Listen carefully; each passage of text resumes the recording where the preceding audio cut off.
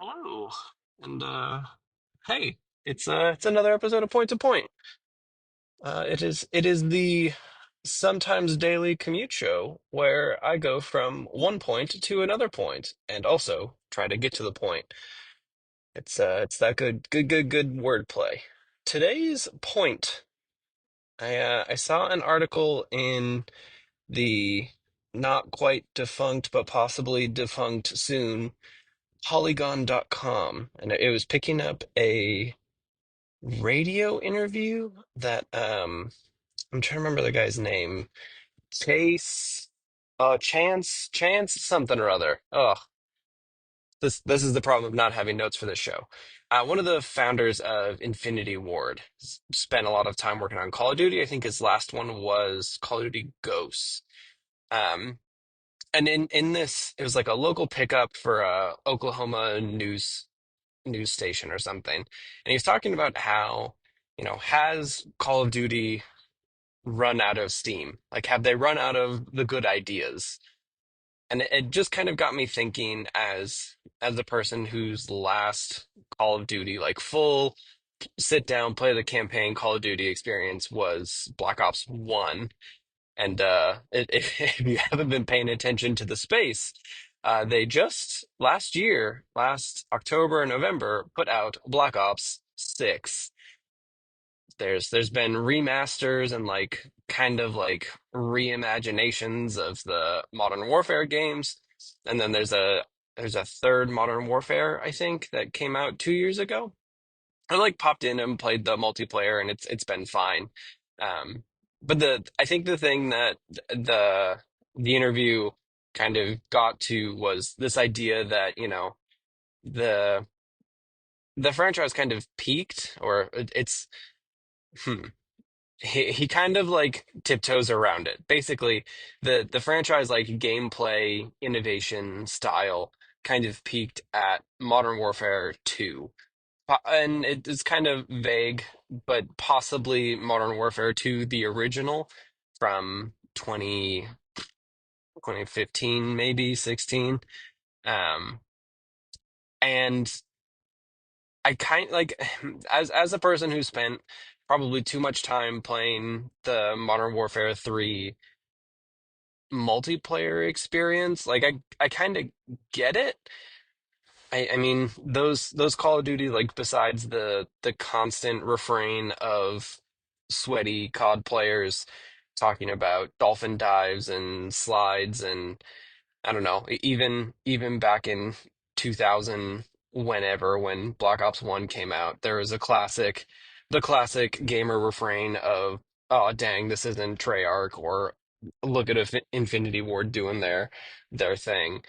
And like it was one of the weird times where I feel like most players knew who a developer was, which is weird.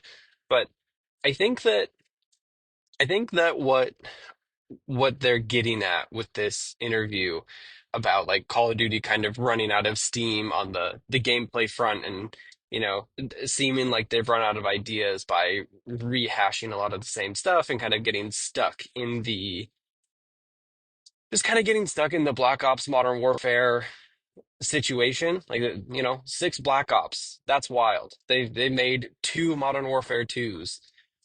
And we've kind of seen this drop off from where they were before. And like it kind of makes sense, right? Like you look at stuff like you look at Infinite Warfare, which was space. You look at Advanced Warfare, which was exosuits.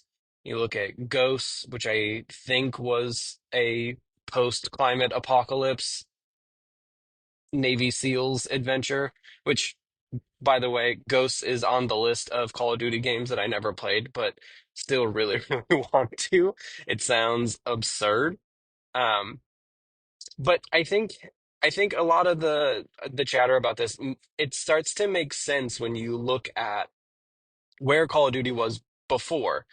Like it used to be this kind of like really extra gun porn kind of shoot 'em up game, and now you kind of look at where it's gone since Warzone, and I mean even since Fortnite, right? Like they just put Seth Rogen in like Seth Rogen, the actor, person, human being in Warzone. Like you can just get a skin that is Seth Rogen.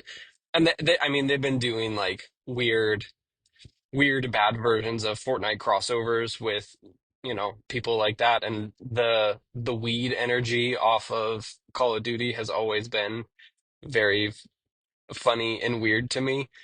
But you see them kind of being unsure of which way to go, right? Like you have this modern warfare kind of rehashing kind of old stories of not stories, like old current events, right? Like there's the Devil's Highway stuff that came out a couple years ago where it just basically fully took an American war crime and turned it into actually maybe this was a good thing and the Russians did it. So there's a lot of like I think there's a lot of weird patriotism rolled into Call of Duty. And I think this is the one of the points that I'm trying to get at is that I think part of the reason that Call of Duty feels like it's losing its steam and kind of not having a ton of innovation in there, and like especially on the story side, is that it's really hard to tell a like tier one rah rah rah cool guy military man fiction these days. Like patriotism sure has a way different vibe to it in the mainstream than it did. I mean, even like post 9/11, we've really changed what that looks like and like the general feeling of when you see a person just walking around in the street, or you see a bumper sticker that is a backwards American flag, like you feel a thing about that, you know, I think we maybe felt a little bit differently about 20 years ago. And I think that means that, we're still stuck in this storytelling space where we're trying to tell those stories with the same kind of gravitas.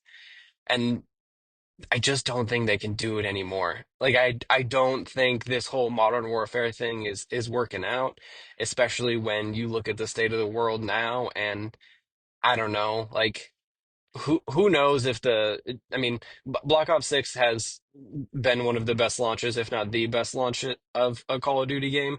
So obviously this does not bear out fully in the economics of it, but it sure does not feel like a good time for me to hop into Black Ops 6 or the latest Modern Warfare game and just see what I can see on the television.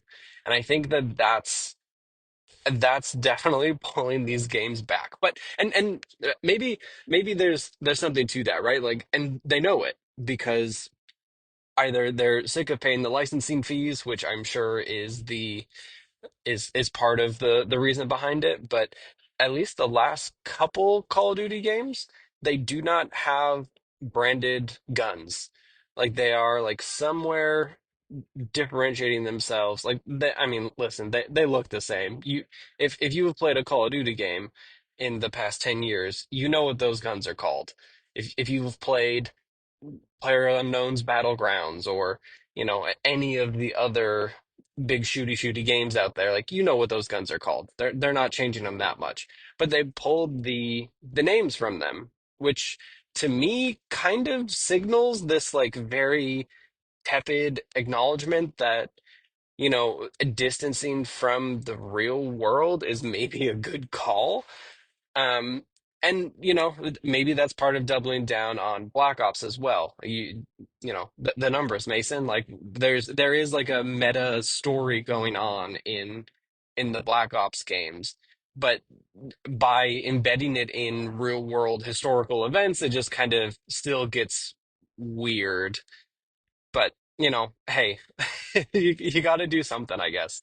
Um, and part of the thing that I've been thinking about around like Call of Duty is the the marathon beta or multiplayer test or whatever they're calling it these days, and how even Bungie, who has been like an incredible place for storytelling and like their their gunplay and how you play those games, like navigating the world, the movement, all of that stuff is top tier. Like I don't think that there are honestly, I don't think there is a better feeling first person shooter than a Bungie one.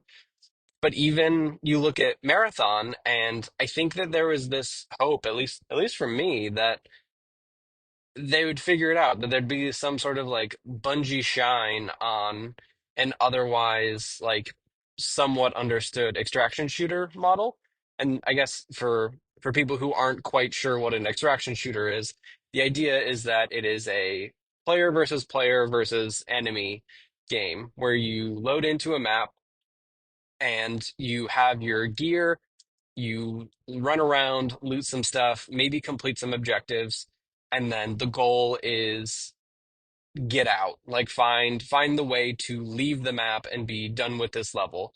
And whatever you have on your person when you leave is what you carry. Like you take it back to your vault, and then you can kind of kit yourself out as you go forward. So you can bring that like orange legendary gun into your next run.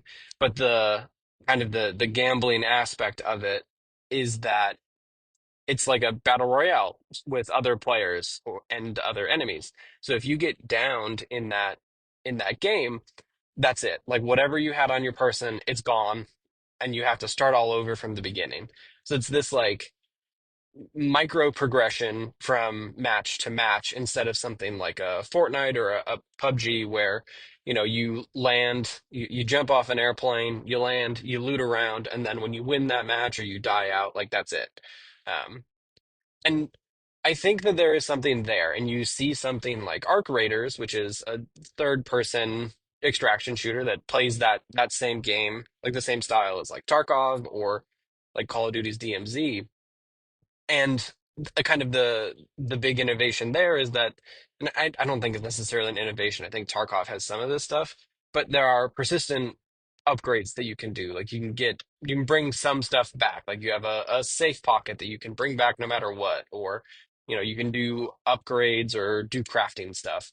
But Marathon doesn't have any of that. Like Marathon is just the pure extraction shooter. It's like a season based thing it seems like it's taking more from Apex than it is from Tarkov in some ways, which is fine, but I think it's the part where they're not doing like besides the visual style, it doesn't seem like there is any Bungie magic in Marathon, just as there isn't any sort of like Call of Duty magic in the last couple Call of Duties. Like the guns are the same, the maps. I mean, how many Call of Duty games has Nuketown been in these days?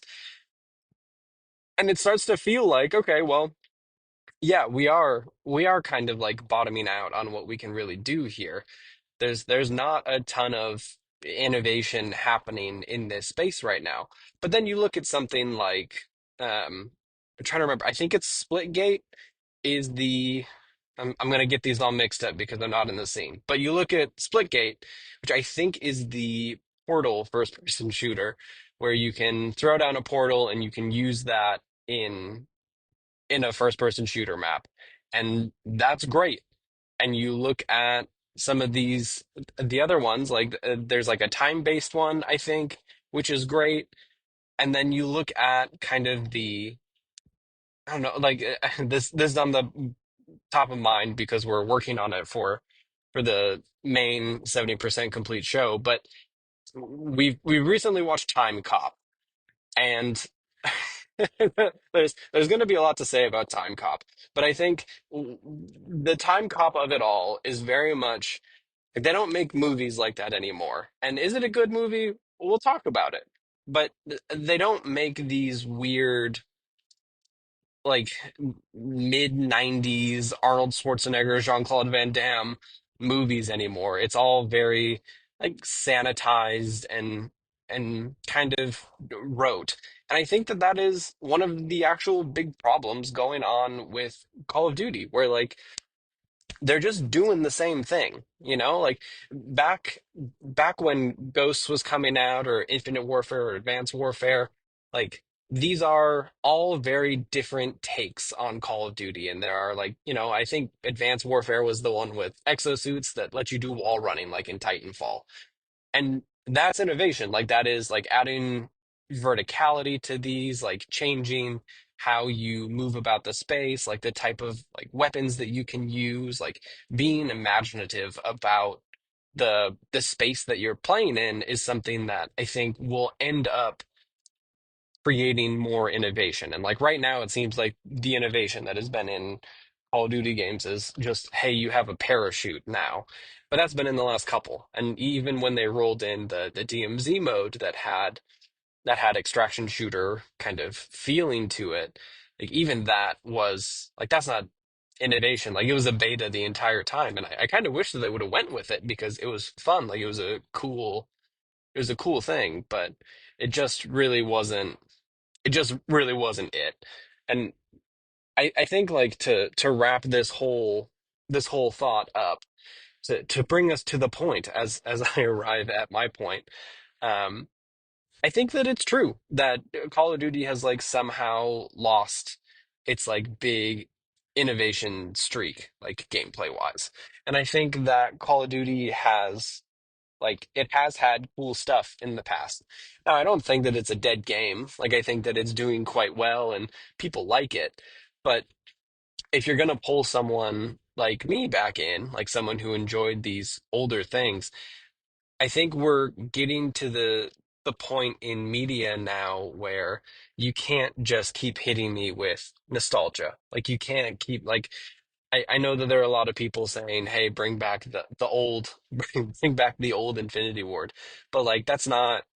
I don't know. That's not going to do it. Like I need to see something new. I need to see something exciting, and kind of Call of Duty has the beautiful part of this where they can do something like Splitgate, or they can do some time mechanic. They can do wall running. They can make the Titanfall 3 that everyone has been asking for over a decade now, and they have the scale where they can keep doing it. Like, and I think that's the problem with a lot of these places, is that they just don't have the scale. Like, they just don't have the ability to have a huge amount of people come in, give it a shot, and see what happens. And I think that that's where Call of Duty is. Like, I think that they need to try something and kind of get out there and be a bit more experimental, because right now it just feels same old, and the innovation is coming from, you know, battle pass skins or like raids that aren't super supported or really all that fun. Like there's a balancing thing there that I think they need to get to that will like either, I it feels silly, but it feels like what you need to do is take Call of Duty and then just do Call of Duty but, and like, hey, what's Call of Duty but funny? Like make Bad Company 3. Like what's Call of Duty but in the past, like can you do Call of Duty 1776? Like is that fun? Battlefield did Battlefield 1. Like I think there are ways that they can take the model that they have and tweak it to be something fun, and make it be something unique and fresh and different, because you know as we saw with Battlefield 2042 or whatever, Battlefield but climate change was like there's something there, but it just wasn't enough. But we're here. I have arrived at the good old train station. So thanks for hanging out. And we will I can probably talk tomorrow. Thanks for being here for Point to Point. And if you like what you're hearing, or you want to hear about that Timecop episode that's coming up, give us a follow, the 70% Complete podcast, or just hit the website 70%complete.com. Thanks. See ya.